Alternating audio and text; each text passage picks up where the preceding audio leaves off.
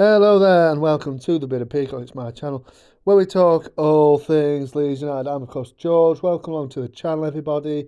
And it's a match review I'm doing for the Boxing Day win. Leeds United are top of the Championship going into Sunday's fixture with Derby County. Well, they play Saturday, some teams don't they? So I'm sure we might have been knocked off the top by them. But it's a positive, it's a win away, which doesn't happen that often in the Championship nowadays for Leeds United. So a good win, Boxing Day to remember for more, in more ways than one. And this is probably why you can't see me. I'm lost in the fog. I'm lost in the fog in Stoke. I don't know how to get out, so you can't see me in this video. I don't know how on earth Leeds United managed to get through that game with a 2-0 win, really. Yeah, can they do it on a cold Thursday, foggy evening in Stoke? You bet you bet your bottom dollar they can. Leeds went away and yeah, demolished Stoke, really. Very, very comfortable, as they should be, really. Stoke really struggling. 9 games without a win now, so it's looking a little bit bleak for them. But we are not talking about them this evening. We're talking about Leeds United and the fact that they have gone to the summit of the Championship table with victory. So we'll have a look at the starting 11. There was one change that Daniel Farke made from the team that beat Oxford United on Saturday, the 4-0 win. Ao Tanaka, who's been an ever-present, I think, since he joined Leeds, was knocked off his perch and rested for the game last night. I think he did come on in the end, didn't he? But I think, obviously, captain Ethan Ampadu restored his place in the starting 11 on Saturday. He then continued a bit further up the pitch last night, as of recording, played in centre midfield. Pascal Struijk, who was obviously back fit, reprised his centre-back berth alongside Joe Rodon, who has been ever-present also in the centre-back position for Leeds this season. So, yeah, one change. I thought Leeds didn't start very well. I thought Stoke should. Probably a few minutes, really. Excuse me, they should have been completely. It was a gilt-edged chance, really. I think it was Tom Cannon, was it? It fell to. Might not have been, but I think it was. Rushed a shot. Meslier saved it, and I'm thinking, come on, Leeds, wake up. The weather conditions didn't really help at all, but it was certainly a difficult game on paper for Leeds, given their poor away form. Stoke City, though, like I said, no win in 9 now for them. They're really sliding towards the door of relegation zone trouble. I think they're only 3 points potentially above the relegation zone now. But any away game for Leeds at this point is a difficult one. And it did pose a little bit of a challenge with the weather as well. The fog was unbelievable. I've never seen anything like that. It was actually quite stressful to watch that match, really. And to be as a result, I don't really know who played well, who didn't. I was so focused on trying to think, where's the ball? Especially in that second half when it went down our left side, I just couldn't see where on earth the ball was. So it was very difficult to make out. On another day, that game would have probably been called off. I'm very happy that it wasn't, because we obviously won the game and we go top of the table. But you've got to say the weather conditions were absolutely atrocious, really. On half an hour, I think it is, we go 1-0 up.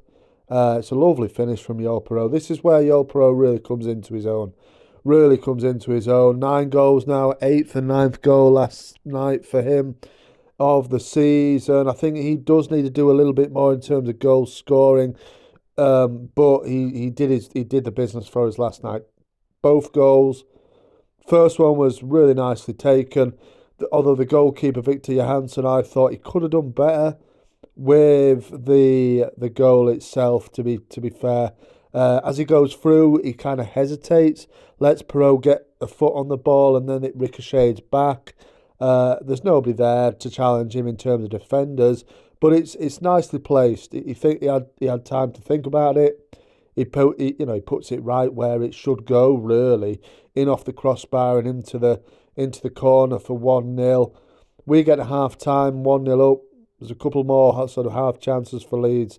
Nothing for Stoke really by that early chance, and we go 1-0 up. But it's always in the back of your mind, with any team in their home ground when Leeds are playing away, what's going to happen next?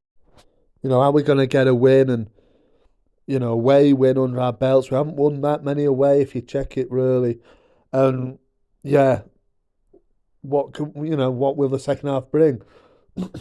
What the second half brought was fog and more fog. It was, yeah, horrendous watching that game. Like I said, was quite stressful and I'm not going to go into individual performances because I really don't know. All I could tell is the ball was generally in our possession, and Stoke really didn't have a sniff other than that Phillips header in the second half just before we scored the second goal. That's kind of all they had really, bar that early opportunity that he should have scored. But bar that, yeah, Leeds were very, very comfortable, and there was a clear gulf in class between the two sides, as there should be, really, as there should be. But that second goal was pretty nice. I thought Jayden Bogle played his part.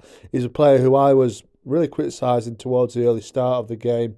I think that chance at the start of the game for Stoke was of his doing in a way, but I think he improved. He did a nice ball to Dan James for that second goal. Dan loops the ball up to Joel Perot at the back stick, all alone really. He's home alone, or he's away from home alone, and he heads it pretty much for 2-0 on 62 minutes. And from there, I think Perot come a little bit close with a header early on in the second half from a corner. There wasn't really much more. I think Aronson had a shot saved well by Johansson.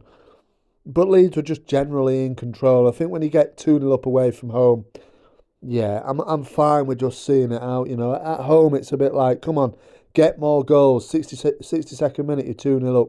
Go and get another goal or two if you want to, because it's that free flowing at home. But away from home, if you get 2-0 up, yeah, that's fine. Shut up shop, get out of there with the 3 points, and yeah, get out of the fog as well. Yeah, obviously, but obviously it wouldn't have been that bad pitch level. I don't think. If you look at the photos and everything, pitch level doesn't look that bad. It's just for the surrounding areas looking onto the pitch. Really, it was really really to make anything out. But I don't, like I said, I don't know who played well, who didn't really, or just melted into one kind of mess, foggy mess, really. But we came away with the 3 points. That's all that matters. That's what I do know. Leeds United are top of the league. So let me know your thoughts. Any Stoke fans as well. What's happening with your team if you're watching? Let me know your thoughts as well on the what's going wrong at the Bet 365 Stadium. Sliding towards relegation zone now, but we're top of the league. Let me know your thoughts. Hope everybody had a good Christmas, and Boxing Day was a good one. Thanks a lot, March on. I'll see you on the next one.